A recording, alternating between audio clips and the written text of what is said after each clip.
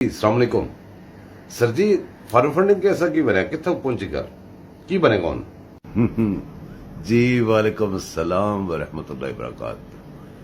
देखो मेरा भाई, फॉरेन फंडिंग केस का फैसला क्या होगा पूछ रहे हैं आप। देखो, कहते हैं दुश्मन की करे जो दुश्मन दे जी करे।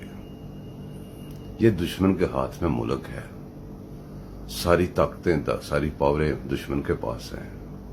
दुश्मन जो मर्जी करे उसकी कौन क्या बिगाड़ सकता है। अब देखो, पहले फैसला नहीं आता था, अब फैसला आया है। सजा का कोई तयन नहीं है। वही जो अदारे हैं जिनका काम भी नहीं है, जिनको तशवीश लाहक हो जाती थी, इतनी बड़ी गद्दारी पे उनको तशवीश भी लाहक नहीं हुई।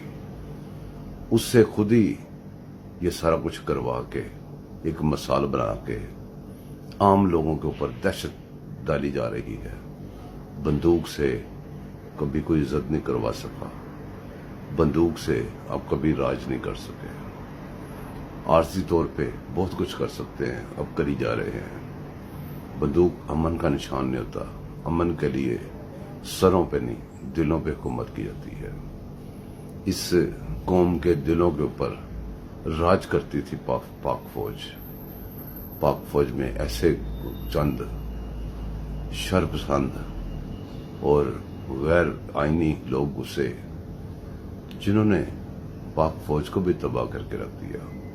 अवाम को पाक फौज के सामने ला खड़ा कर दिया और पाक फौज को अवाम के सामने जितनी गिरफ्तारी करेगी पाक फौज अपनी इज्जत करवाने के लिए, जितने ये टकोसले करेगी उतनी नफरत बढ़ेगी। और जो इनका मकसद है, ये आई नफरतें बढ़ाने के लिए। सोचो, गौर करो।